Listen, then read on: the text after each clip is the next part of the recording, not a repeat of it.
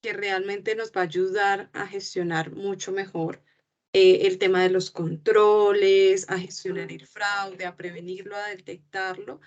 Y definitivamente, pues hoy con un aliado muy estratégico por parte de nosotros, que es la Universidad Santo Tomás, específicamente la Facultad de Contaduría Pública de la Universidad Santo Tomás Seccional Tunja, como ya lo decía. Y pues, por supuesto, en alianza con INIF, el Instituto Nacional de Investigación y Prevención de Fraude. Hoy nos acompaña como ponente, pero antes de presentar al ponente, nuevamente darles la bienvenida a todos los que se van conectando, agradecerles su puntualidad. Pues será un webinar muy, muy especial. Y pues también recordarles que ustedes pueden hacer las preguntas a medida que vaya avanzando el webinar a través del chat y con mucho gusto nosotros les daremos respuesta en los últimos 15 minutos antes de finalizar nuestro webinar. Sin más preámbulo, quiero presentarles a nuestro experto del día de hoy, el doctor Javier Fernando Cruz. Él es máster en Administración de Empresas por la Universidad Politécnica de Madrid y licenciado en Administración de Empresas de la UADY. Durante más de 20 años trabajó en PricewaterhouseCoopers, uno de los principales estudios de auditoría y consultoría a nivel mundial, en donde ha tenido la oportunidad dentro del departamento de consultoría de interactuar con una gran cantidad de empresas, tanto nacionales como internacionales, analizando el funcionamiento operativo de las mismas y proponiendo oportunidades de mejora. Su campo de acción también ha abarcado la realización de auditorías internas en numerosas empresas, siendo, digamos que adicionalmente, auditor interno certificado y actualmente uno de los cargos que más relevancia tiene el día de hoy es profesor de la Universidad Santo Tomás de Colombia en el posgrado de Auditoría y Aseguramiento de la Información, así como en otras universidades en la materia de diseño y auditoría de sistemas de información. Es colaborador y creador de contenidos y cursos para Auditor, Red Global de Conocimiento de Auditoría y Control Interna. Fue director del Departamento de Administración y Recursos Humanos de la UADE y profesor de la Universidad de El Salvador en el posgrado de Auditoría de Sistemas, así como miembro del Comité de Publicaciones del Instituto Argentino de Auditores Internos.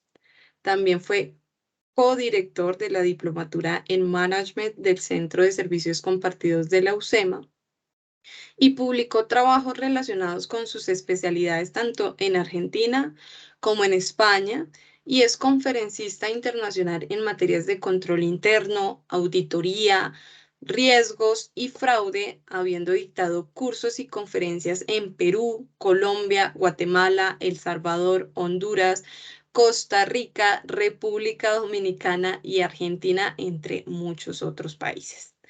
Es autor de los libros El barco, el desafío de hacer navegar a su empresa hacia el éxito y Guía para gestionar un departamento de auditoría interna de alto rendimiento. Realmente contamos con un experto en este tema del que hoy vamos a hablar, que es la ocasión hacia el ladrón, claves para establecer un ambiente de control eficiente en tu organización. Sin más preámbulos, bienvenido, doctor Javier, y pues te cedo la palabra para que iniciemos con este webinar tan interesante. Perfecto, Jessica, ¿me escuchan bien?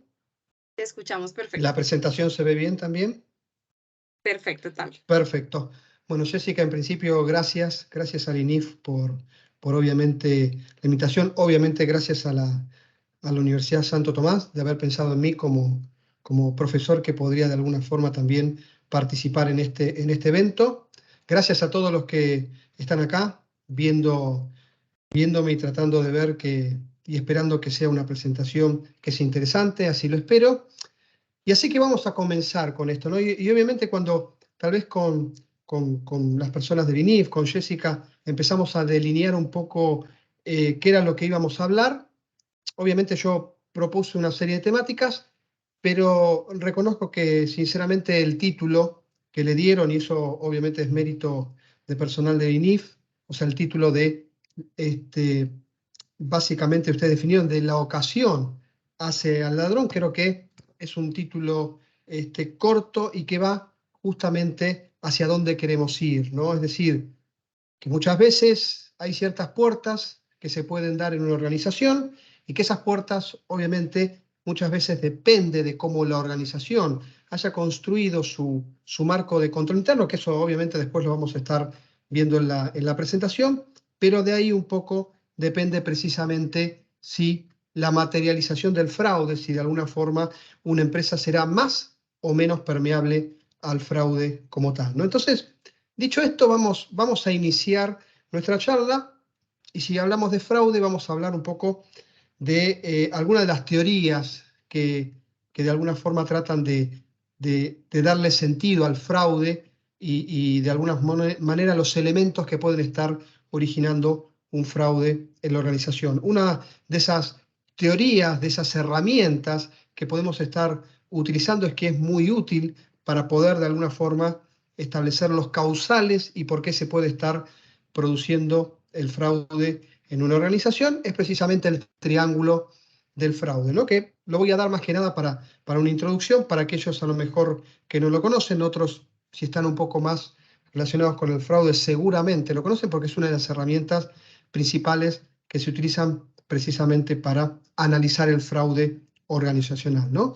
Y el triángulo del fraude, en este caso, es un modelo que fue desarrollado en este caso por un criminalista y sociólogo americano, Donald Cressey, que precisamente sirve para explicar los factores que hacen que una persona llegue a cometer fraude dentro de una organización, ¿no? Entonces, básicamente en este análisis que se realiza, se establece que para que se pueda cometer fraude en una organización se tienen que dar una serie de elementos que tienen que confluir para que ese fraude se produzca, ¿no? Y esos elementos que tienen que confluir para que se produzca y se llegue a cometer fraude son básicamente tres, ¿no? Por eso es un triángulo y generalmente lo podemos estar graficando como cada uno de los lados de ese triángulo, ¿no? El primero, ¿no? Que es el motivación, la oportunidad y lo que es la racionalización, que es lo que ustedes están viendo en ese gráfico, ¿no? Estos son los tres elementos que si confluyen pueden estar de alguna forma originando que se lleven a cabo comportamientos fraudulentos dentro de una organización. Entonces vamos a ir analizando cada uno de estos tres y obviamente nos vamos a centralizar específicamente en lo que es la oportunidad, que es el título de este webinar, ¿no? Entonces, vamos a entender primero la motivación, es decir, la motivación es lo que lleva de alguna forma, ¿no? Es el impulso que hace que esa persona cometa fraude o no.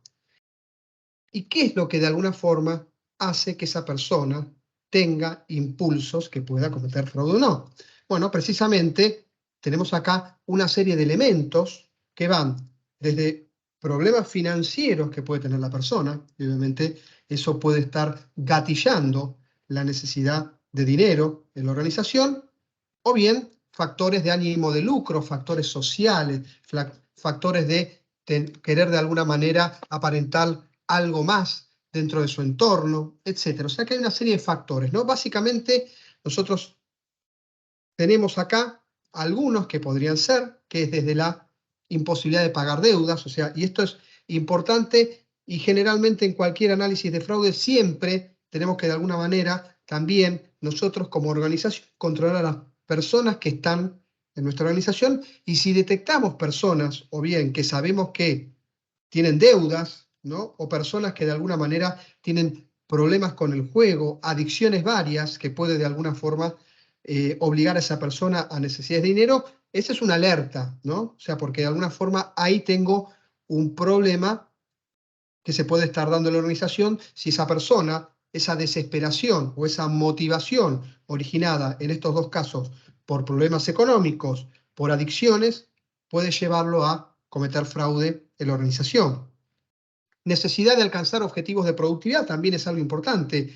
Organizaciones que tienen estándares muy estrictos de productividad, ¿no? Que tienen a lo mejor regímenes de bonificación muy estrictos para llegar a cotas de productividad a veces muy inalcanzables, pueden obligar precisamente que las personas traten de alguna forma de cometer fraude para lograr precisamente cumplir con esas pautas, ¿no? Un ejemplo clásico que en cualquier auditoría se ve muchas veces cuando en organizaciones que tienen regímenes de ventas asociadas a bonos con productividad o con ventas, que los empleados simulen las ventas al cierre del ejercicio para poder lograr con esas cuotas de productividad que exige la organización, así que al final del día están falseando ventas porque esas ventas después al otro ejercicio simplemente se reversan, ¿no? Entonces, una organización que tiene objetivos de cumplimiento muy estrictos, muchas veces también generan una motivación de cometer fraude, ¿no? Familia que necesita el dinero o mismo de un estatus superior, ¿no? Obviamente que la persona cree que por estar en un determinado lugar necesita tener un estándar superior y por lo tanto tal vez la única forma de poder alinearse con el resto de las personas que están dentro de su entorno es precisamente robando y cometiendo fraude. Entonces, este es el primer elemento que tenemos, ¿no? La motivación, ¿no? Primer lado de nuestro triángulo, ¿no? Ahora vamos al segundo elemento, ¿no? Que es la racionalización, ¿no? La racionalización es la justificación que una persona hace de su accionar. Es una actitud de autojustificarse, es decir, estoy haciendo algo mal, pero dentro de mí desarrollo los mecanismos para decir, no, no estoy haciendo algo mal, ¿no? Entonces acá tenemos algunos de los pensamientos típicos, ¿no? Que se pueden estar desarrollando en esa persona para precisamente racionalizar esa actitud de fraude, esa actitud de robo que no debería hacer, pero tratar de autojustificarse de por qué lo hace. Entonces, solo estoy tomando el dinero, lo voy a volver a devolver, ¿no? Y generalmente a veces después eso genera volver a tomar dinero y en algún momento se da cuenta que nunca lo va a poder devolver.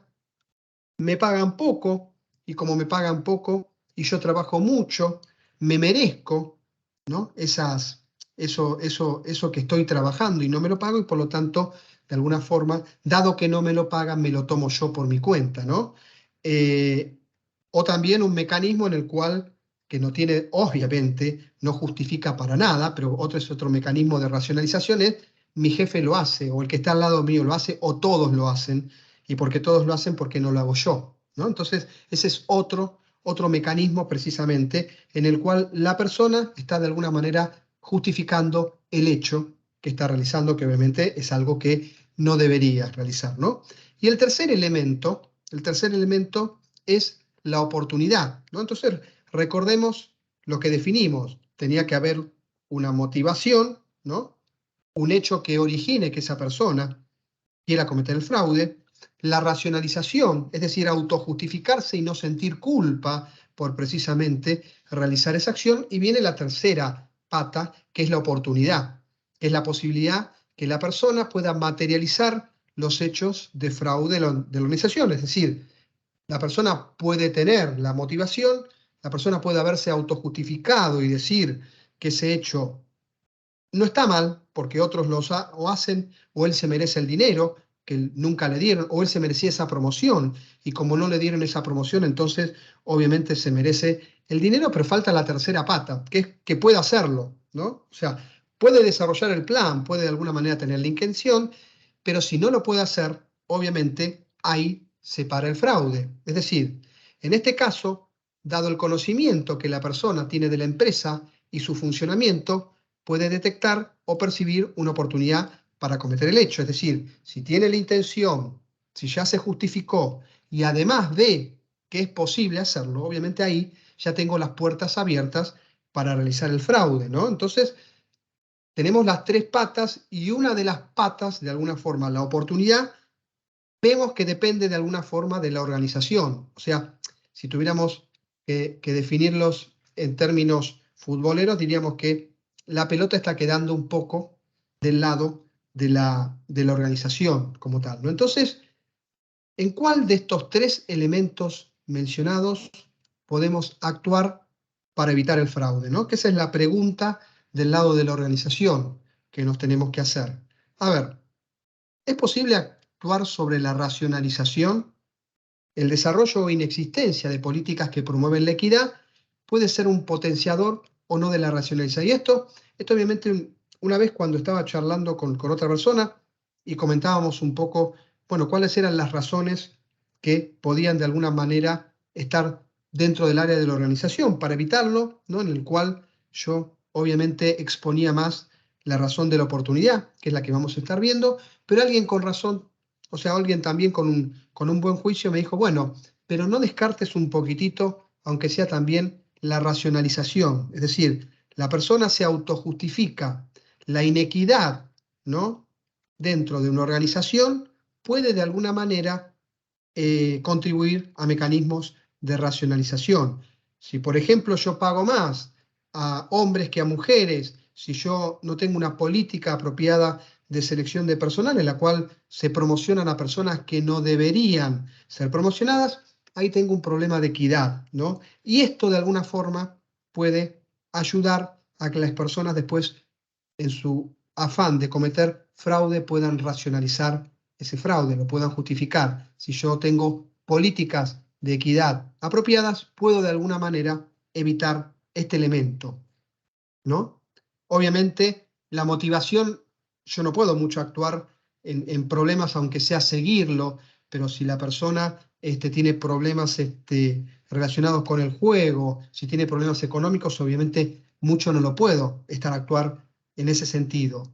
Pero donde definitivamente, como organismos de control y monitoreo, podemos accionar, es desde el lado de la oportunidad, debido a que este factor está directamente relacionado con el ambiente de control. Dijimos que la persona puede tener la intención o la motivación, que la persona puede racionalizar el hecho, pero si ve que no tiene la oportunidad, si ve que la compañía tiene definido un marco de control apropiado, con controles y lo que vamos a estar viendo a continuación, no lo va a poder estar haciendo y por lo tanto le va a estar faltando uno de estos tres elementos. Y este elemento es el que, de alguna forma, es directamente atribuible a la organización. Es donde la organización puede actuar mejor. Entonces acá tenemos una definición importante, es que si la persona tiene la necesidad, pero percibe, dado el ambiente de control interno, que es imposible cometer un fraude, no lo hará, ¿no? Y esto está relacionado entonces precisamente al concepto que vamos a ver, que es el ambiente de control interno, ¿no? Y dado con la oportunidad y aprovechando, ¿no?, esta semana que estuve viendo algún material, quería compartir con ustedes un estudio, ¿no? Porque esto nos va a dar de alguna manera un entendimiento mayor de por qué vamos al concepto de la oportunidad, por qué vamos al concepto de un ambiente de control interno apropiado y qué significa el concepto de un ambiente de control interno apropiado. En los otros días, en realidad el día de ayer o antes de ayer, veía una publicación, en este caso, una publicación, un estudio que hizo la Universidad de Nottingham. La Universidad de Nottingham es una universidad inglesa que lo hizo aproximadamente a 2.500 personas alrededor de todo el mundo y en el cual, obviamente, el estudio establecía que las sociedades en que vivimos están influenciadas por el grado de honestidad de las personas, ¿no? Y lo que definía es que las personas de las sociedades más corruptas son propensas a ser más deshonestas que las sociedades en las que rompen o en las que romper las reglas está mal visto. El estudio básicamente lo que era es esas personas tenían que tirar dados, ¿no? Y tenían que informar el primer dado, que era el que tiraban, y obviamente el que tenía las tiradas más altas iba a recibir una retribución económica, ¿no?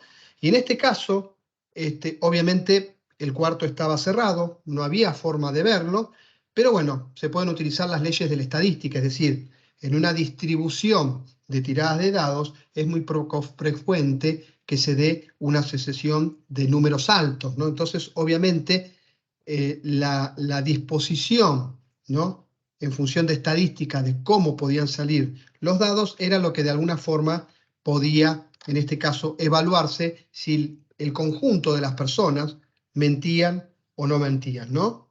Entonces, usaron las leyes de la estadística y el estudio concluyó que la gente de sociedades donde hay altos niveles de corrupción informaron de tiradas superiores a las reales, es decir, que porcentualmente las tiradas que informaron esas personas fueron superiores a las de otras personas que viven en sociedades más estables, en las cuales respetan las normas, ¿no? Y acá los autores de este estudio, ¿no?, concluían que las instituciones débiles que permiten gran cantidad de corrupción y violación de reglas no solo tienen consecuencias económicas en la sociedad, sino que afectan a la honestidad. Entonces, ¿qué significa esto? Significa que todos somos buenos, pero si nos controlan, somos mejores, ¿no? Si tenemos sociedades y culturas que están de alguna manera, son permeables a las reglas, ¿no?, a la honestidad, obviamente es como que eso se dispersa. Mientras sociedades en las cuales los marcos de control, reglas, etcétera, no son muy buenos y es permeable a lo que es la corrupción, y en este caso fraude, etcétera, como lo llevemos, o como lo llamemos, son más permeables, ¿no? Entonces, y esto se da también en las organizaciones, ¿no? Entonces, y acá es por eso que vuelvo al componente oportunidad, porque yo les dije que el componente oportunidad es un componente que es de alguna manera manejado por la organización. ¿Y por qué? Porque de alguna forma el componente oportunidad es la posibilidad que tiene la persona de materializar el fraude. Por lo tanto, está asociado a lo que es los mecanismos de control que tiene definida la organización. Vamos a definir esto con un criterio un poco, digamos, superior, ¿no? Vamos a hacer un paraguas que va a englobar después todo lo que vamos a estar viendo. Entonces, vamos a denominar a eso que yo estoy diciendo, eso que evita que una persona pueda materializar el fraude, como marco de control interno, ¿no? Entonces vamos a definir que el marco de control interno de una organización es el que de alguna manera puede direccionar o actuar directamente sobre el componente oportunidad, el componente que permite materializar el hecho de fraude que tenga un individuo con respecto a la organización. Entonces, este marco de control interno vamos a definirlo como un proceso impulsado por el Consejo de Dirección de una entidad, diseñado para proporcionar un nivel de seguridad razonable, velando por el cumplimiento de los objetivos organizacionales. Entonces, ¿a qué me refiero con esto?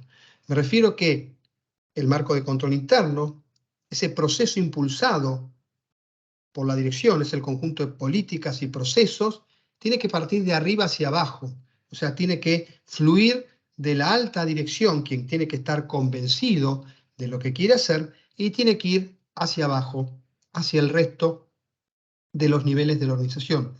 Y el segundo aspecto importante es que este marco de control interno, este conjunto, ¿no?, de políticas, procedimientos, etcétera, que establezca, van a, de alguna manera, lograr o velar que la organización cumpla con sus objetivos organizacionales. Entonces, pensemos algo. ¿Cuál puede ser el objetivo organizacional básico de una empresa? Bueno, ganar dinero. Entonces, el fraude, como tal, de alguna forma, lo que hace es evitar que ese objetivo se cumpla. Porque si tengo empleados deshonestos dentro de mi empresa que me roban dinero, obviamente están conspirando con mi objetivo organizacional de ser rentable en el tiempo, ¿no? Entonces, eso básicamente es a lo que se refiere. E involucra y debe comprender a toda la organización. Y después vamos a estar viendo y de alguna forma nos vamos a dar cuenta que si hablamos de marco de control interno,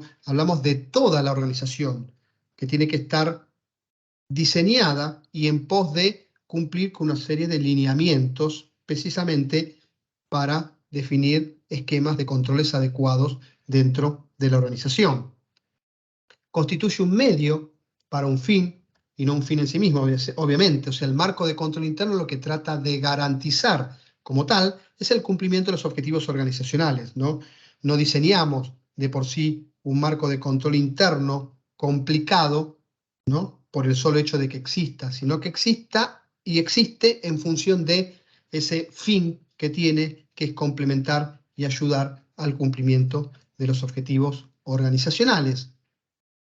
Y esto es importante, debe ser también interpretado como un mecanismo de mejora continua, es decir, la foto que yo tengo de todas las estructuras de control que tiene definida la organización es una foto estática, pero yo lo que busco es mejorarlas, constantemente ir mejorando esas estructuras que tiene. Por lo tanto, debo pensarlo como un ciclo de mejora continua. No es la estación de llegada, sino que es una estación más de otras estaciones que lo que me van a hacer es ir avanzando en un marco de control interno más desarrollado y más eficiente, ¿no? Y cuando digo más eficiente, es que logre los objetivos con la menor cantidad de recursos posibles, ¿no? O sea que quedémonos también con ese concepto de que esto no nos paramos y dijimos qué bueno, hemos logrado esto, sino que tendemos a ir hacia una mejora. Por lo tanto, los objetivos, obviamente, del marco de control interno son evitar errores y fraudes, ¿no? Obviamente acá nosotros estamos enfocados al fraude, que es el hecho intencional de una persona. Pero muchas veces también este marco de control interno va, de alguna manera, a detectar errores que son hechos no voluntarios que se generaron y que también muchas veces pueden traer prejuicios a la organización, pero que obviamente no fueron hechos de forma intencional. Por eso es también la definición de que este marco va a contribuir a detectar errores, pero también obviamente va a contribuir, en este caso y a lo que a nosotros nos importa, a verificar y a detectar fraudes. Ganar seguridad en la operatoria de la organización, y utilizar el costo-beneficio para determinar los controles a realizar, que esto también es importante, ¿no? Y por eso yo les estaba diciendo que el marco de control interno tiene que ser eficiente, es decir, que tiene que realizar y cumplir con los objetivos con la menor cantidad de recursos posibles. Y ese marco de control interno va a tener una serie de controles definidos, los cuales también tienen que cumplir con este precepto. ¿Y cuál es ese precepto? Que el control y los beneficios del control superen, en este caso, a los costos que implica ese control. Básicamente, que si yo tengo, ¿no? Si yo voy a gastar $10.000, ¿no? mensuales para tratar de evitar un fraude de $100, obviamente no me sirve el control o algo estoy haciendo mal, ¿no? Porque obviamente gasto más en el control que en el impacto y en el riesgo que ese fraude puede estar originando en la organización. Por eso también hablamos del concepto de el costo-beneficio del control como tal. Entonces, dicho esto, ¿no? Ya sabemos que el componente oportunidad es el que la organización puede de alguna forma manejar. ¿Por qué? Y porque el componente oportunidad está directamente relacionado con el marco de control interno que tiene la organización. Si tiene un marco de control interno robusto, obviamente va a ser una puerta cerrada, obviamente, que va a impedir que el perpetrador del fraude pueda ingresar, pueda cometer ese fraude. Y entonces, visto esto, vamos a ver algunos de los componentes del marco de control interno, que básicamente son tres componentes, ¿no? Son como tres columnas, así como el triángulo del fraude tiene tres componentes, de alguna forma el marco de control interno o el control interno dentro de una organización también tiene tres pilares en los que se basa. En este gráfico que ustedes verán, ven en el centro del gráfico básicamente lo que es la organización, con sus procesos de negocio, ¿no? Compras, ventas, etcétera. Es decir, los distintos procesos de negocios, ¿no? que dan vida a la organización, que le dan de alguna manera y posibilitan el sustento y que la organización sea y evolucione y perdure en el futuro, que es lo que queremos, ¿no? para una organización. Y en base a esto tenemos tres elementos o tres pilares, como les decía. El primero, que vamos a llamar controles a nivel compañía, ¿no? Y vamos a quedarnos con este concepto, ¿no? Que los controles a nivel compañía son controles un poco más elevados. Así que yo voy a ver a la operatoria de la organización desde un aspecto un poco más elevado, ¿no? ¿Y esto qué significa? Esto significa, o lo vamos a definir, como el conjunto de elementos que contribuyen a crear una cultura de control interno dentro de la organización. Y esto es importante, es decir, que la organización tenga una cultura, tenga una serie de políticas, de mandamientos y de creencias que bajen, ¿no?, de la dirección y que obviamente se escurran en todo el resto de la organización y que el mensaje sea claro.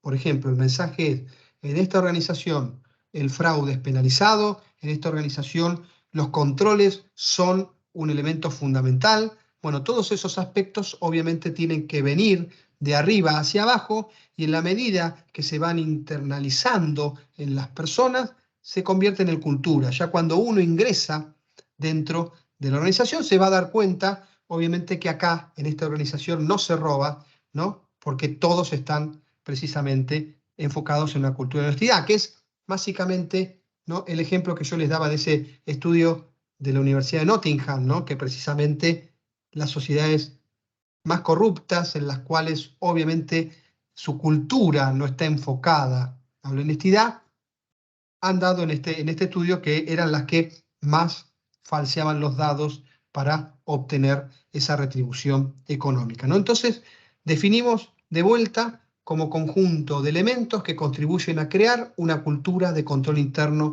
dentro de la organización, y tenemos algunos elementos que podemos estar definiendo dentro de lo que llamamos controles a nivel compañía: políticas de contratación de personal, equidad ante todo, es decir, que todas las políticas direccionen a la equidad, códigos de ética claros, difundidos, que todos lo sepan, de esto es bueno en la organización y esto no es ético, esto no, esta organización no hace estas cosas, políticas y procedimientos de la compañía que regulan, obviamente que son elementos que van a regular todo el funcionamiento de la organización, y también podemos estar incluyendo algunos otros elementos: una función de auditoría interna robusta, con personas capacitadas, con conocimientos, independiente. Eso también va a estar terminando de diagramar lo que es precisamente controles a nivel compañía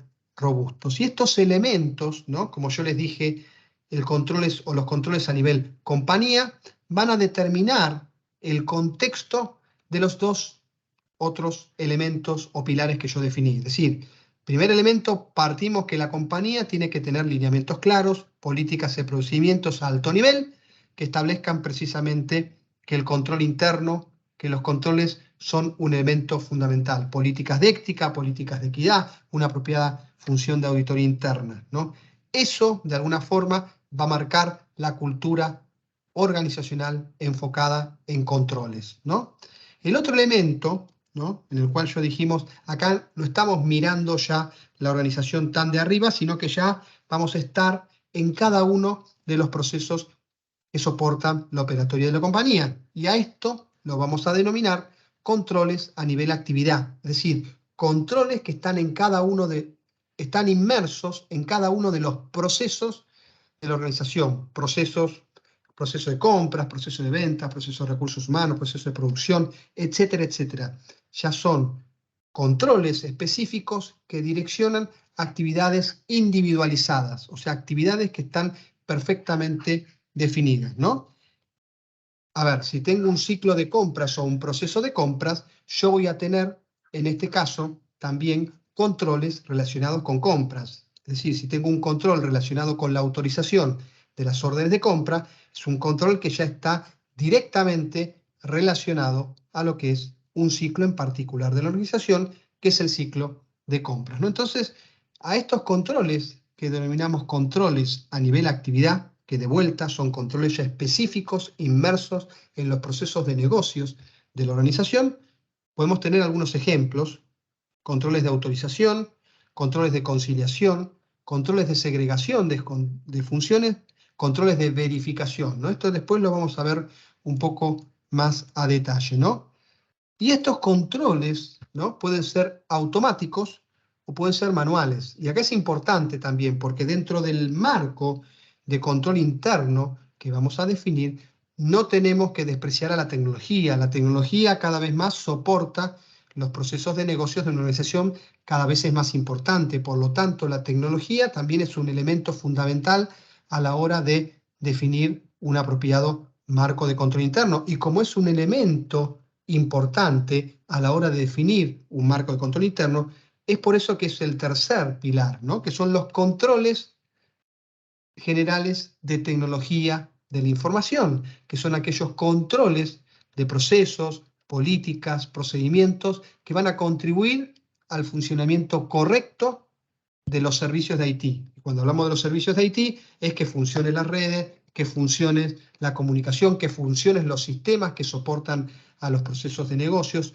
Todos esos aspectos también debo tenerlos en cuenta, porque como vimos, nos damos cuenta que muchos de los procesos de negocios y de los controles que tengo en cada uno de esos procesos pueden ser soportados por un sistema de información y puedo de alguna manera tener controles que algún sistema haga de forma automática, es decir, que no estoy dependiendo de una persona, sino que estoy dependiendo de un sistema para que haga un control. Por lo tanto, también la dimensión de la tecnología de información es una dimensión que tiene que ser tenida en cuenta a la hora de evaluar el marco de control interno de una organización. Y entonces acá tenemos estos tres pilares, ¿no? Tenemos los controles a nivel compañía, controles relacionados con cultura, con procedimientos más superiores, no direccionan a procesos particulares de la organización. Después tenemos los controles a nivel actividad que sí direccionan a procesos específicos, compras, ventas, producción, etc. Y después tenemos también los controles generales de tecnología e información, porque dijimos que la tecnología apalanca los procesos de negocios y por lo tanto, como está presente, también la tenemos que tener en cuenta, ¿no? Entonces, dicho esto, vamos a ver un poco la descripción de cada uno de estos pilares, que ya un poco los estuvimos viendo también, digamos, en la descripción que hice del gráfico. Lo primero que tenemos, los controles a nivel compañía. ¿Y qué entendemos por esto? Bueno, entendemos que una compañía que tiene definido una fuerte cultura orientada al control, a la ética, a las políticas como por ejemplo antisoborno, códigos de conducta de compradores, gobierno corporativo sólido, no solo se constituye en una base muy fuerte en donde se asienta el marco de control interno, sino que contribuye a un correcto funcionamiento de los otros componentes del ambiente de control, controles generales de TI y controles a nivel de actividad. Y es lo que yo les dije, es el primer punto de partida. Si no tengo una cultura orientada a los controles, si no tengo una gerencia, una dirección que está de alguna forma comprometida con la existencia de controles, si no tengo normas, ¿no?, a nivel de alguna manera superior, códigos de ética, de conducta, etcétera, que tiendan obviamente a lo que es la honestidad y al cumplimiento de controles, ahí tengo un problema, ¿no? Porque ahí de alguna forma tengo como que la gerencia, ¿no?, la dirección no me está decantando un mensaje claro. Entonces, esa es la primera aproximación que tenemos de lo que es el marco de control interno. Si tuviéramos esto y teniendo esto, obviamente, a partir de acá vamos al otro componente que vimos, que ya dijimos, que son, en este caso, los controles generales de tecnología de la información. Como yo les comenté, la tecnología actualmente se ha convertido en un elemento de respaldo y que complementa cualquier proceso de negocios en cualquier tipo de empresa, no importa el tamaño. Es muy difícil que podamos de alguna manera las empresas actuales no decir que gran parte de los procesos de negocios o una parte no estamos usando tecnología, no estamos usando algún ERP, SAP o lo que sea o alguna otra tecnología, ¿no? Cada vez más los procesos de negocio se apalancan en la tecnología, por lo tanto cada vez más es un componente importante dentro de las organizaciones.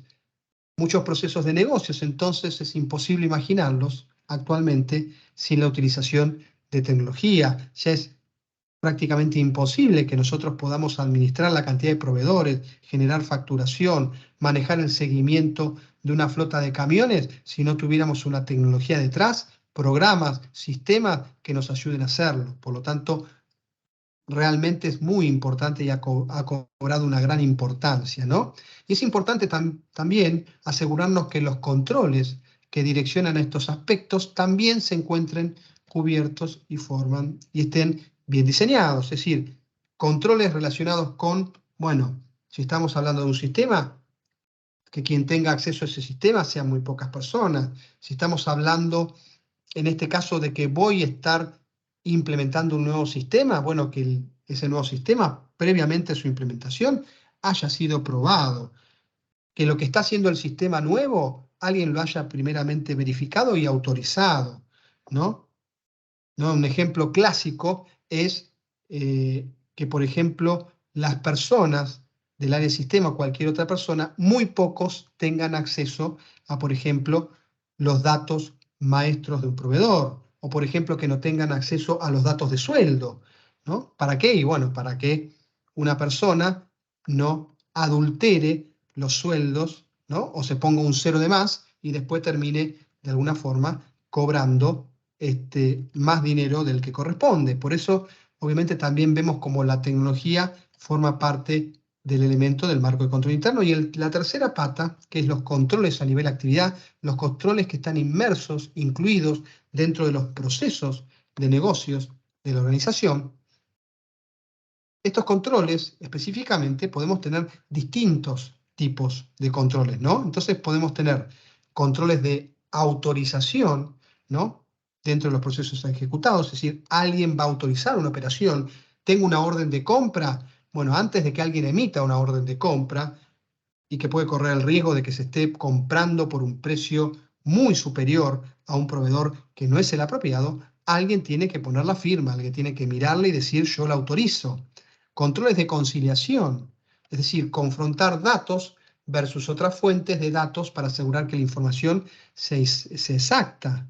De vuelta, en el ejemplo de compras, vamos a hacer un control de conciliación si de alguna manera evaluamos la información que los proveedores nos dieron con respecto a otra información, tal vez con datos del mercado. Entonces ahí nos damos cuenta, ¿qué pasa acá?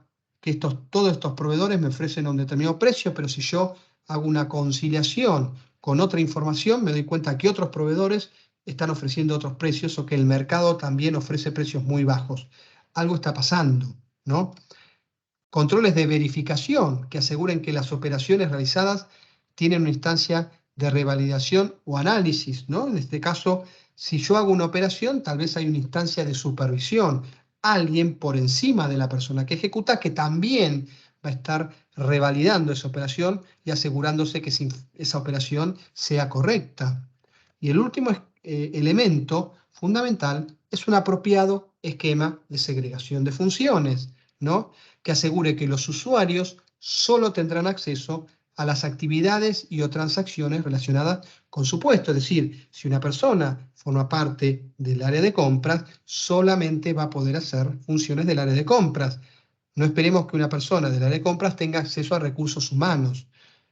Y si nos ponemos, obviamente, si somos más estrictos, si tenemos distintas personas que están dentro del área de recursos humanos, cada persona hace una actividad o una función. Por lo tanto, quien de alguna manera maneja los registros de proveedores no tiene que ser la misma que genera órdenes de compra. O sea, eso también tiene que ser individualizado. Entonces, estos 4 componentes relacionados con controles a nivel de actividad, que son los controles de autorización, los controles de conciliación, los controles de verificación y los controles de segregación de funciones, son los que fundamentan precisamente los controles a nivel de actividad que están, como yo les comentaba, inmersos en cada uno de los procesos de la organización, ¿no?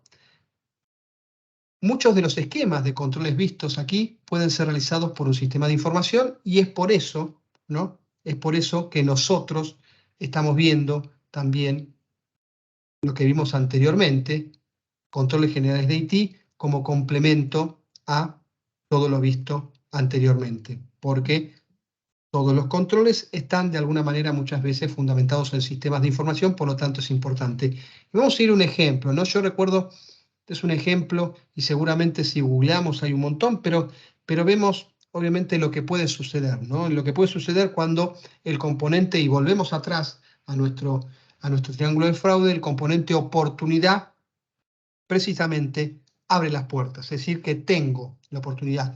Este fue un caso en una empresa, la aerolínea de bandera argentina, en el cual personal de recursos humanos tenía acceso a determinados tipos de liquidaciones, ¿no? O sea, podían liquidar conceptos extras, ¿no? Obviamente tampoco no existía ningún tipo de autorización, ningún mecanismo de revalidación de las operaciones que realizaban. Por lo tanto, al final del día, a cualquier sueldo de una persona o a las personas que ellos querían, podían incluirle un concepto extra también que iban a cobrar, y ese concepto extra, obviamente, iban al 50%. Es decir, a ver, básicamente era, mira, tu sueldo es de, vamos a poner en dólares, $1000, pero yo te voy a dar un concepto de $300 adicionales más por concepto de trabajo nocturno, ¿no? Bueno, obviamente, cuando lo cobres, 150 son para mí, 150 son para vos, ¿no? Entonces, acá,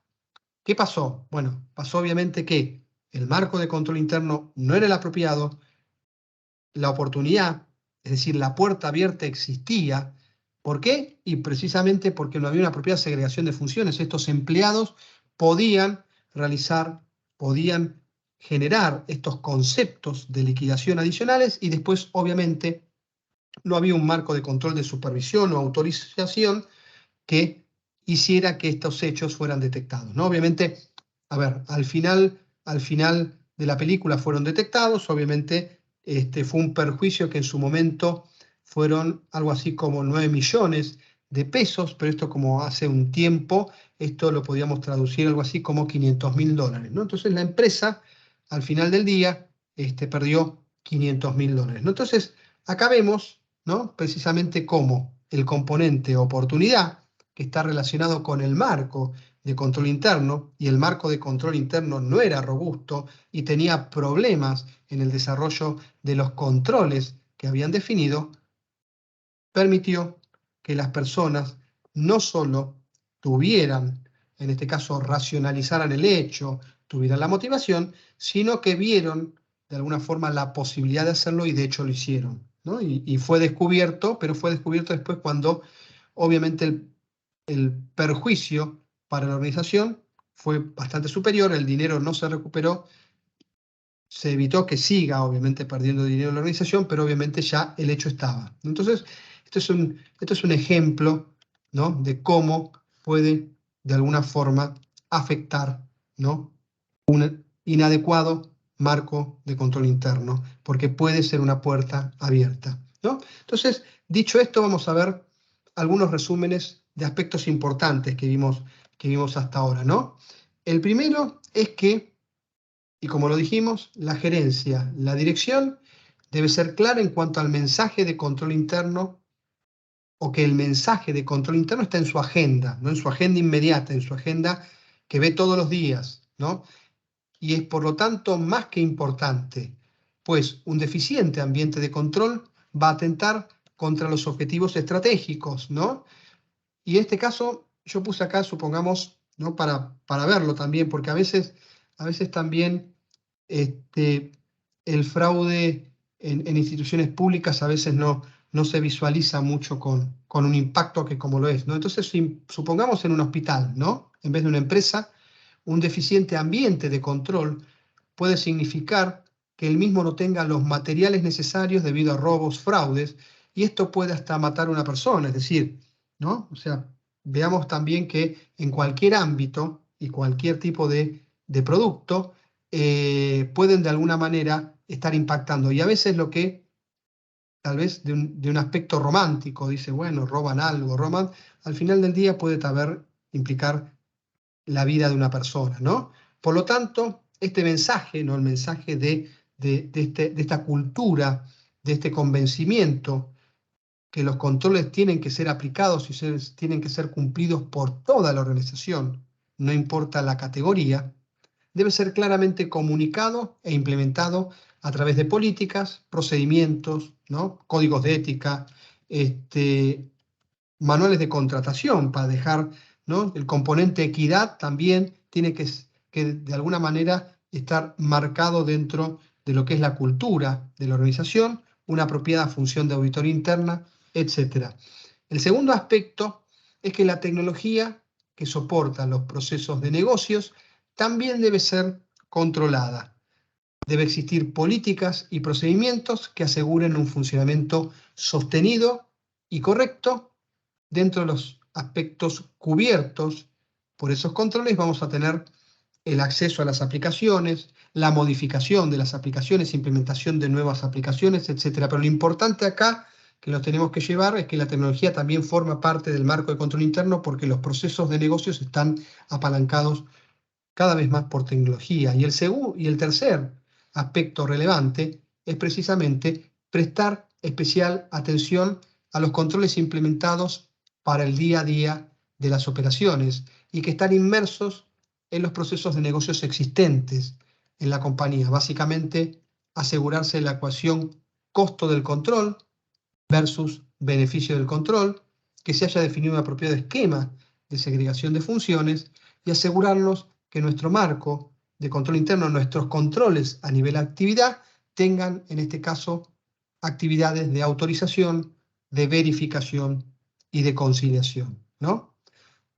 Y si un individuo percibe que todos estos aspectos, es decir, volvamos al gráfico del marco de control interno, teniendo la organización en el medio, teniendo los controles, en este caso, a nivel entidad, los controles a nivel actividad y los controles generales de tecnología de la información. Si un individuo percibe que todos estos aspectos se encuentran en pleno funcionamiento en una organización, será muy difícil que intente cometer algún tipo de operación deshonesta, llamémoslo fraude, o bien, si lo intenta, deberá desarrollar un plan de tanta complejidad que tal vez no valga la pena ejecutarlo. Es decir, el costo-beneficio, en este caso para el que perpetra el fraude, va a ser muy desventajoso, ¿no? ¿Por qué? Porque obviamente va a exigir una ingeniería y muchas veces hasta tratar de convencer a otros empleados, o sea, va a exigir toda una estructura muy sofisticada que tal vez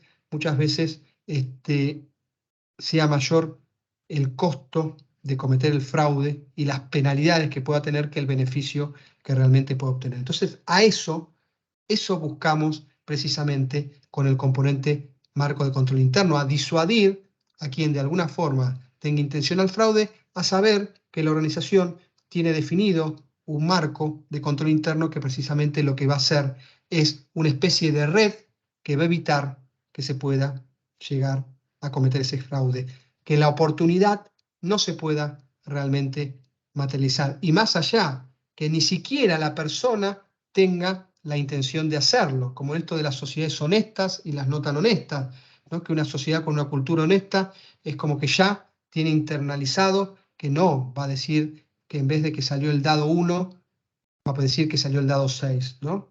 Entonces, eso también está dirigido, ¿no? Y para cerrar esto, que creo que ya más o menos estamos en tiempo, vamos a dar un ejemplo, ¿no? Y en este ejemplo, creo que algunos de ustedes tal vez pueden ser estudiantes universitarios, otros no, pero vamos a dar un ejemplo relacionado también con lo que es el triángulo del fraude y el componente de oportunidad. Entonces, imaginémonos que estamos tomando un examen final. Yo estoy tomando, imaginemos que yo estoy tomando un examen final, ustedes lo están dando, ¿no? Con el cual, en este caso, los alumnos pueden promocionar. ¿Esto qué significa? Que si dan bien el examen, se olvidan del profesor, tienen aprobada la materia, si lo dan mal, van a tener que dar la materia y todo el contenido de la materia nuevamente, ¿no? Es decir, una especie de todo o nada, ¿no? Si lo doy bien, obviamente me olvido de la materia, una materia menos, si lo doy mal, voy a tener que volver a darlo y voy a tener que volver a estudiar toda la materia de vuelta para poder darlo, ¿no? ¿Existe la motivación para cometerlo?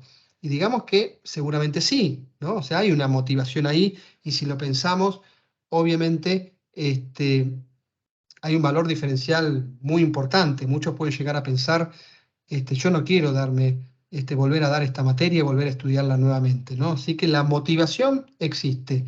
¿Se puede racionalizar? ¿Podemos de alguna forma a la persona?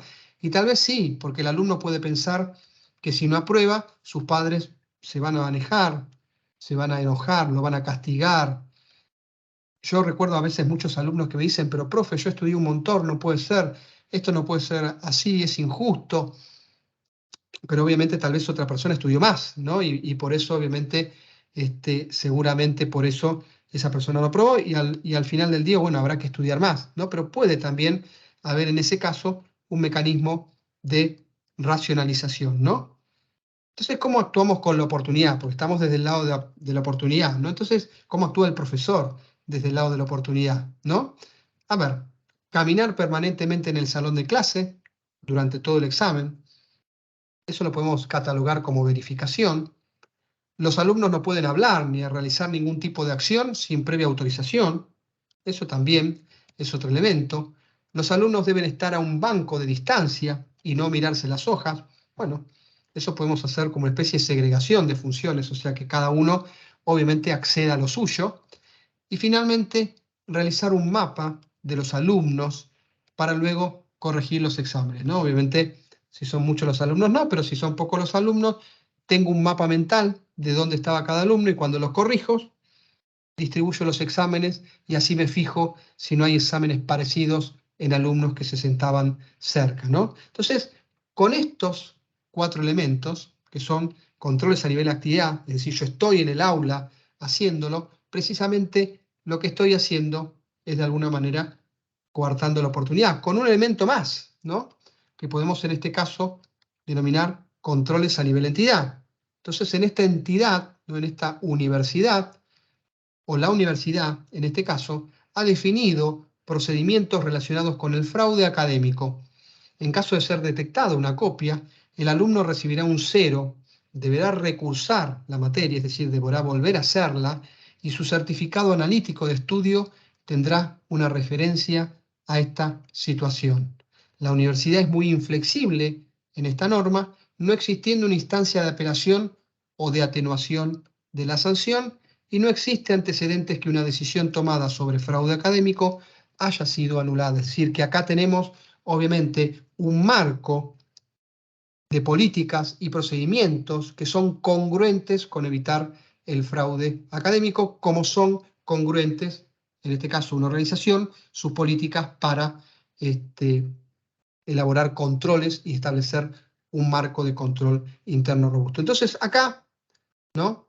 Obviamente lo que tenemos con este ejemplo, desde lo académico, es como también se puede estar dando el triángulo de fraude y cómo actuaríamos, en este caso, desde el componente oportunidad, en este caso, en un aula, en un examen, ¿no? Entonces, resumiendo, para finalmente dejar el concepto final de esta presentación, ¿no?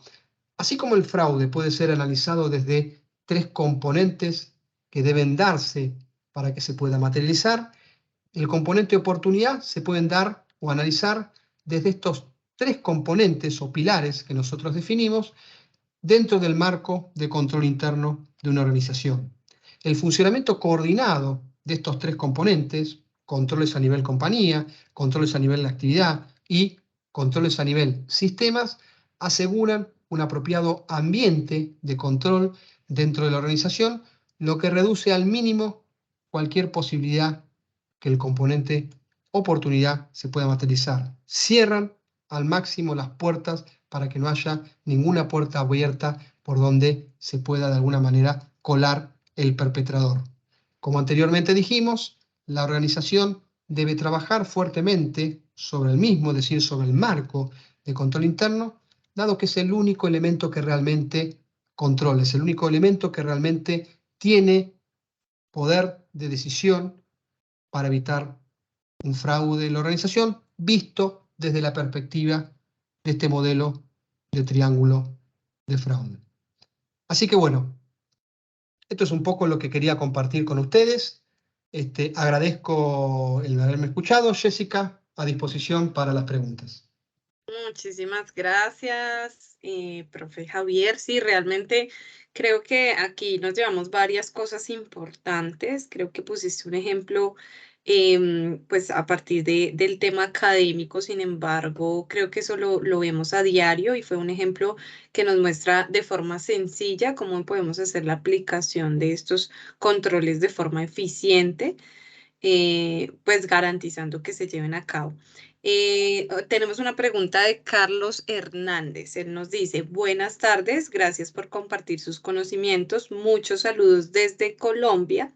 Quisiera preguntar, el marco de control interno puede absorber o complementarse con normas ISO, tales como la ISO 27001, que es la de gestión de la seguridad de la información, o ISO 31000, que es la de gestión del riesgo. Mil gracias. Sí, perfecto. A ver, tenemos un montón, como tú dijiste. De hecho, está la ISO relacionada con denuncias también. O sea, tenemos todo también un marco dado por las normas ISO, la 31000 que tú hiciste referencia, que hace mención a riesgos y cómo tratar los riesgos de la organización. O sea que dentro de ese ambiente que nosotros definimos así muy, muy por encima, obviamente después tenemos y podemos aplicar una serie de normas para ir direccionando en cada uno de los aspectos que nosotros queremos de alguna forma reforzar. Y para eso tenemos, obviamente, un montón de normas. Las normas ISO obviamente han evolucionado y han generado un montón de normas relacionadas con puntos específicos relacionados con control interno que nos va a servir, ¿no? O sea, imagínate que tienes este marco de control y después dices, bueno, pero ¿cómo voy a manejar los riesgos acá? Porque quiero hacer controles, pero quiero entenderlo. Bueno, vayamos al ISO 31000, que ahí te va a estar definiendo bien qué es un riesgo, qué es un control, cómo tiene que estar estableciendo una gestión de riesgos. O sea, que ahí vas a ir más a detalle a diseñar un marco de control interno robusto.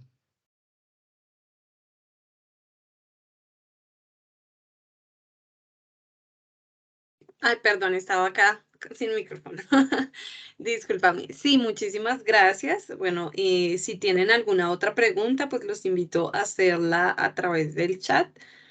Aquí a nivel interno nos preguntan, ¿estos controles permiten la prevención del fraude a nivel interno? ¿Qué podemos hablar o qué podemos decir acerca del fraude externo? A ver, a ver si interpreto un poco como para hacer un glosario. Este obviamente es el fraude dentro de la organización.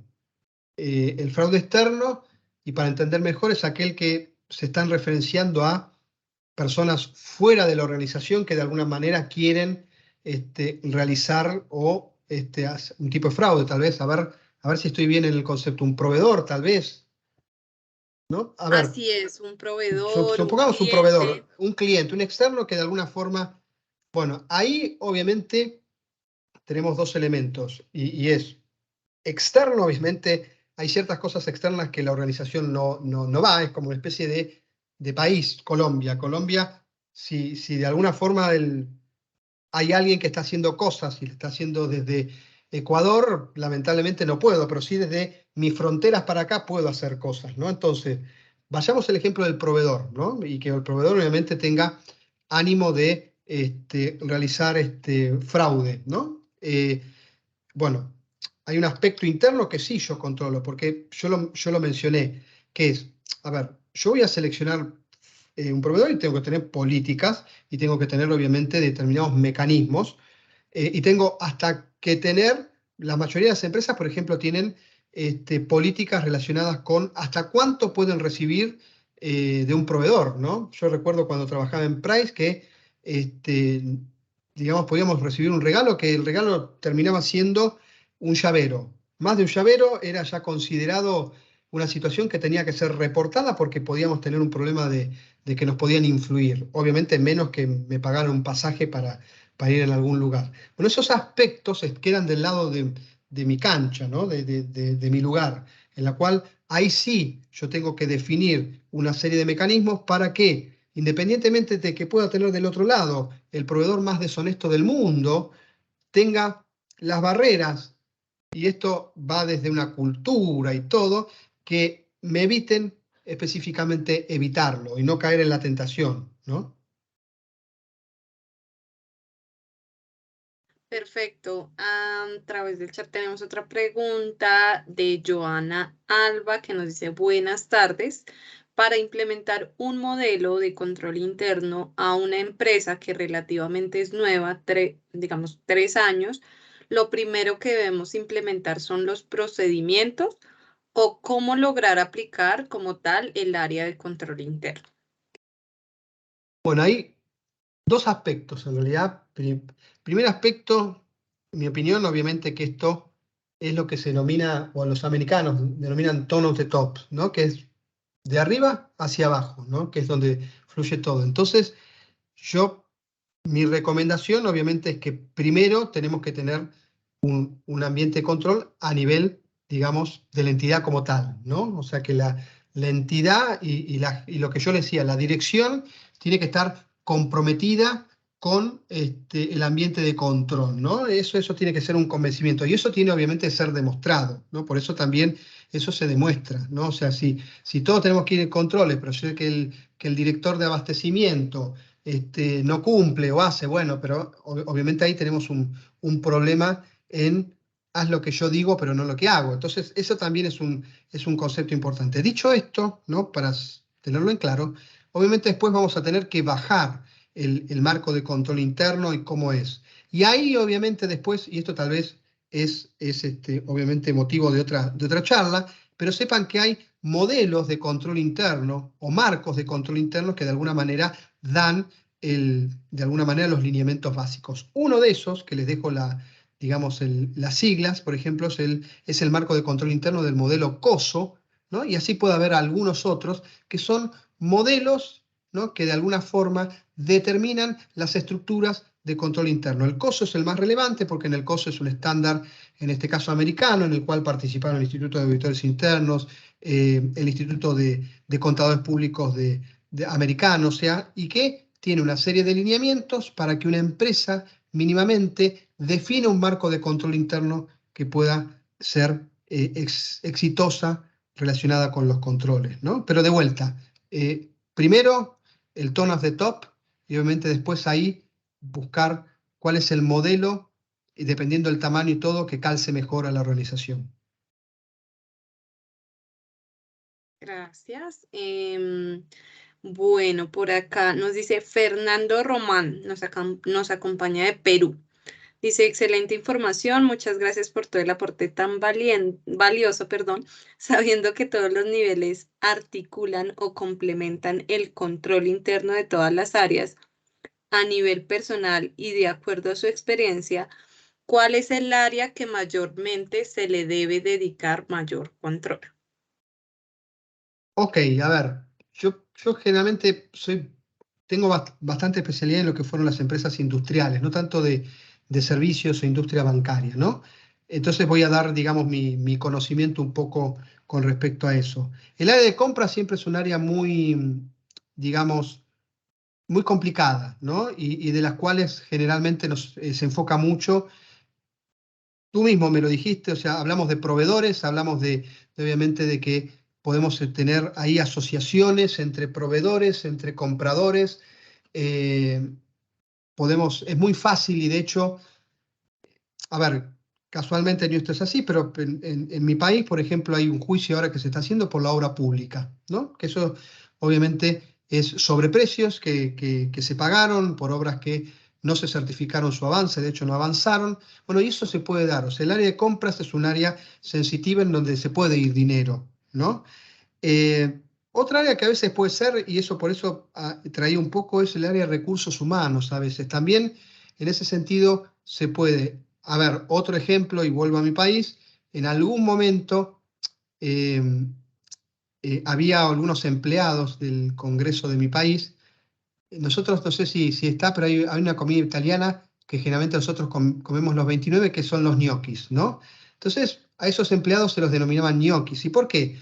Porque solo aparecían los 29, que era para cobrar, ¿no? Después nunca se los veía, ¿no? ¿Y qué pasaba con eso? Y bueno, obviamente, o sea, no estaban en plantilla, pero no estaban, cobraban, y bueno, y la mitad se la quedaba la otra persona, y así vivíamos todos, ellos vivían felices, ¿no? Entonces, esa es otra área que también de alguna forma se puede dar. Igualmente, a ver, yo siempre digo, la originalidad, yo siempre digo que el que quiere perpetrar un fraude, a ver, así como el que lo quiere evitar está 8 horas pensando en cómo pueden hacer el fraude, hay personas que piensan 8 horas cómo hacerlo. O sea que es una de alguna manera, carrera armamentística entre dos personas. Por lo tanto, la originalidad es muy grande. Entonces, yo no descartaría igualmente que yo dije estas dos áreas, que siempre estemos atentas a todas porque la originalidad es muy grande.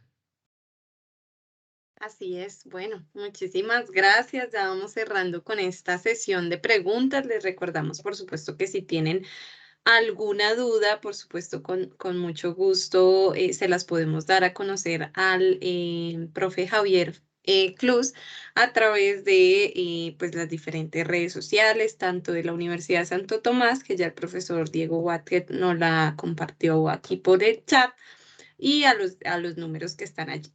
Antes de finalizar, pues entonces quiero pues darle nuevamente la palabra al profesor Javier, si tienes algún resumen en 3 palabritas que nos quieras contar de estas preguntas, y ya le doy paso a nuestra decana de la Facultad de Contaduría Pública. Básicamente, a ver, de vuelta a los conceptos fundamentales, ¿no? Si ustedes forman parte de una organización, sepan que de alguna forma en lo que es la perpetración del fraude pueden actuar como vimos en la oportunidad. Sepan que tienen una serie de elementos en los cuales ustedes pueden precisamente manejar y definir para poder al final del día hacer que el que trate de perpetrar el fraude sepa que hay un entorno de control tan sólido que realmente se lo impida, ¿no? Y obviamente evitarle abrirle esa puerta. Es más, ese básicamente es el concepto, en pocas palabras, que les dejaría de esta charla. Muchísimas gracias, profe Javier. Sí, yo creo que cerremos con esta idea, y es que es mejor, como dicen por ahí, prevenir que curar.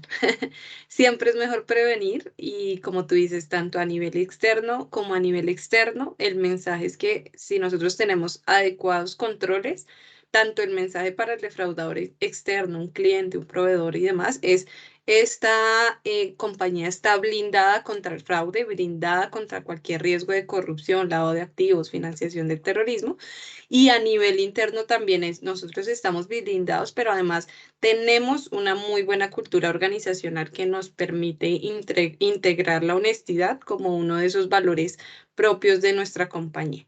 Entonces, pues realmente yo me voy súper contenta. De verdad, creo que incluso le estaba diciendo a alguien desde la parte del triángulo, decía, hay muchas formas como nos lo explican, pero creo que hoy quedó muy claro el cómo la oportunidad puede dar ese paso, puede hacer esa ocasión que hace al ladrón.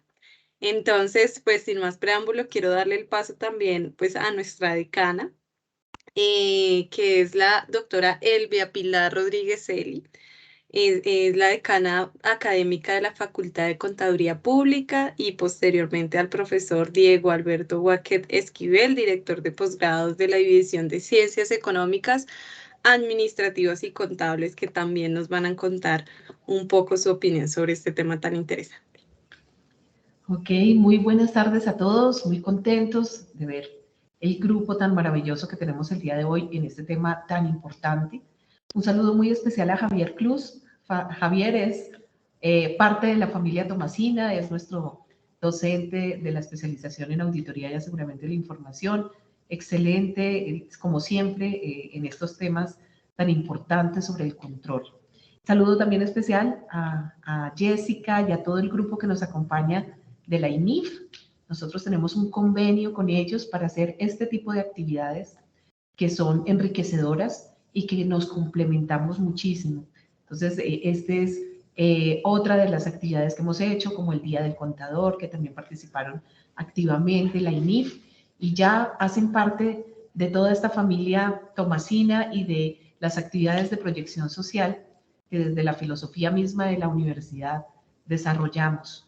Entonces, un saludo muy especial, no quiero alargarme mucho, a todas las personas que nos acompañan en estos momentos, a nuestros invitados internacionales, a los amigos, a los docentes. De verdad, un placer tenerlos en estos ejercicios que son tan importantes y que son tan relevantes en un momento como el que estamos viviendo nosotros, donde el riesgo cada vez es más alto, donde las incertidumbres cada vez son más profundas y así como decía Javier, toda esta información organizacional ya hace parte de sistemas organizados que realmente se requiere un control muy importante precisamente para no sufrir un fraude, para no sufrir una situación que vaya en detrimento de las organizaciones. Simplemente un saludito pequeño y pues bienvenidos a estas actividades, que es una de muchas donde de la mano con la INIF vamos a seguir trabajando. También muy invitados para el Día de la Internacionalización del Fraude, que también se está organizando a partir de la INIF y que la Universidad de Santo Tomás estará participando de manera activa. Un abrazo a todos y bienvenidos. Muchísimas gracias, doctora Elvia del Pilar. Sí, efectivamente, ya más adelantico les voy a contar un poquito sobre el tercer Día Internacional Antifraude para que no se lo pierdan. Allí están, por supuesto, la Facultad de Contaduría Pública de la Universidad Santo Tomás. Y por aquí, antes de darle paso al profe Diego, nos dicen que si es posible que nos compartan las diapositivas. Les vamos a compartir unas memorias y adicional les vamos adelantando un tema súper importante. Nosotros próximamente vamos a hacer nuestra publicación de la sexta edición de la revista Sin Engaños, en donde el profesor Javier Cruz va a hablar sobre este tema tan interesante, por supuesto, con la dirección de la Universidad Santo Tomás, seccional Tunja, Facultad de Contaduría. Profesor Diego, te doy la palabra. Bueno, muy buenas ya noches para todos los asistentes, profesor Javier Cruz. Excelente intervención, a Jessica por este espacio que nos brindó, a la decana, un saludo especial. Tengo pues la oportunidad de dirigir el programa y bueno, para mí es un placer tener al profesor Javier Cruz como uno de nuestros profesores internacionales, ¿no? En este programa tan especial que, como lo mencionó la decana y como ha mencionado Jessica y el mismo profesor Javier, pues la importancia de temas tan trascendentales como es el fraude, ¿no?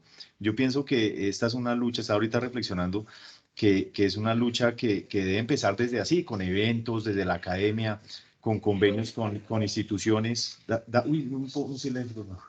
Con instituciones como la INIF, ¿no? Que está en pro de trabajar pues en aspectos como el fraude y demás. Entonces, agradecer el espacio y bueno, en este momento, pues como director del programa, pues ofrezco el programa a todos los asistentes. En este momento tenemos inscripciones abiertas, tenemos el 15% de descuento y bueno, los esperamos. Tenemos la posibilidad de tener clases híbridas, ¿no? En este momento ya ustedes saben que por todo el tema de la pandemia, pues han nacido nuevas oportunidades de pues educar, ¿no? En este caso los posgrados pues se han fortalecido no solo en la parte virtual, pues en este momento está híbrida. Entonces, pues yo traigo como un regalo para la persona que quiera asistir a un módulo, ¿no? Pues nos escribe o nos facilita la información y con mucho gusto puede, digamos, asistir a este módulo de la especialización. Miramos en qué momento yo le facilitaría el link de Zoom para que pueda compartir pues un módulo y de esta manera conocer cómo es el programa, ¿no? Pues ya vieron cómo es una clase con el docente Javier Clos. Entonces, pues las personas que estén interesadas, con mucho gusto, les abrimos el espacio para que puedan conocer de la mano este programa tan interesante. Y pues, como lo decía la decana, pues vamos a estar trabajando con INIF, ¿no? No solamente en haciendo webinars, sino vamos a estar en el día de antifraude y vamos a estar haciendo muchas actividades como estas, ¿no? Entonces, muchas gracias, Jessica, no me extiendo más. No, muchísimas gracias. Y nuevamente les recordamos, cualquier información o para la persona que esté interesada, le pueden escribir al profe Diego Huaque a posgradosadmon@ustatunja.edu.com. Entonces, para que todos, por favor, allí también está el número 312-898-1743 para las personas que estén interesadas en este tipo de actividades donde van a poder conocer cómo es un poco este programa de posgrado. Sí, lo último, Me dicen acá, agradecerle Lina lo último. María. Sí, agradecerle lo último a algunos estudiantes que tengo que están presentes, algunos egresados y algunos profesores también, otros profesores que están presentes en el público. Entonces, agradecerles. Ya, ahora sí me... Listo. No, antes de que te despidas, nos dice Lina María Marín Guzmán. Guzmán, ¿nos pueden regalar, por favor, cuáles son los módulos disponibles? Ya que estoy interesada en asistir. Ah, sí, claro, yo que me regale los datos y yo le mando pues toda todo el programa y ella me dice, Diego, quiero asistir al módulo de modelos de control interno o al módulo de seminario práctico de seguridad de la información. Entonces, a la orden están disponibles todos los módulos de la especialización. Perfecto. Yo les acabo de enviar justamente una encuesta, ¿listo? En esta encuesta de satisfacción, ¿qué les vamos a preguntar? Les vamos a preguntar si ustedes nos autorizan que les enviemos, por una parte, las memorias de este webinar y por otra parte, pues la autorización, por supuesto, para compartir la información del seminario, el Día Internacional y demás. Para darle continuidad como a todo, entonces pues no olviden diligenciar la encuesta de satisfacción para que por favor les podamos hacer llegar esas memorias. Y pues también obviamente porque para nosotros es muy importante su opinión, seguir compartiendo estos espacios, como lo decíamos al final de esta conferencia, apostarle a la prevención a través de espacios de formación nos va a hacer cada vez más fuertes. Y por último, pues ya compartirles un poquito, todo sobre el Día Internacional Antifraude, contarles pues cuándo va a ser, de qué va a tratar, como ya lo decían la Facultad de Contaduría Pública y en sí la Universidad Santo Tomás. Ya está, es una de nuestras entidades comprometidas en la lucha contra el fraude en este evento, que es nuestro tercer Día Internacional Antifraude. Va a ser el 5 de octubre de 8 a 6 de la tarde. Es certificado, va a ser en el Auditorio Alfonso Quintana y va a ser en modalidad mixta. Vamos a tener una transmisión online y van a haber capacitaciones y conferencias presenciales. El tema de este año va a ser el fraude en tiempos de crisis y se va a enfocar en 3 aspectos fundamentales donde seguramente allí también vamos a contar mucho con el apoyo de la Facultad de Contaduría Pública porque vamos a hablar justamente de varios temas que hoy tocamos. Ciberseguridad, anticorrupción y todo lo que tiene que ver pues digamos, todo lo que tiene que ver con lavado de activos, financiación del terrorismo y demás. Entonces, vamos a tener invitados muy especiales y la idea es que todas las personas que estén interesadas en participar, va a ser un evento muy formativo, se van a dar cuenta. Y adicional, como les decía, está certificado, entonces pues los esperamos allí. Hay cupos limitados a nivel presencial, a nivel virtual sí ya tenemos un poco más de cupos, pero pues para que no se lo pierdan, aquí también a través del chat les vamos a compartir el link o el enlace para que se puedan inscribir. Entonces, muchísimas gracias a todos con esta información tan importante del 5 de octubre. Les dejo pues un saludo muy especial. Gracias por acompañarnos y nuevamente quiero cederle la palabra al profe Javier, agradeciéndole nuevamente por acompañarnos el día de hoy. Bueno, simplemente, y para así sé que es de noche y todos ya quieren estar en sus casas, de vuelta, agradecer a 2 prestigiosas instituciones, una en la cual me toca trabajar, la Universidad de Santo Tomás, y otra, la INIF, que no conocía, que he buceado un montón y que sinceramente me he dado cuenta que es un pilar de lo que es la lucha contra el fraude, muy profesional, así que simplemente agradezco que se hayan fijado en mí y bueno, y a los que estuvieron escuchándome, espero que les haya servido, ¿no? Esta ha sido una pequeña pastilla, ¿no? Esto obviamente da para mucho más, pero bueno, que les haya un poco abierto la mente y ya empezar a delinear algunos caminos de acción para luchar contra el fraude. Así que bueno, gracias realmente por estar. Bueno, muchísimas gracias y que tengan una feliz noche a todos. Gracias, profesor Diego Huaque, a nuestra decana Elvia del Pilar. Muchísimas gracias a todos. Universidad Santo Tomás e INIF siempre comprometidos en la lucha contra el fraude. Un abrazo, feliz tarde.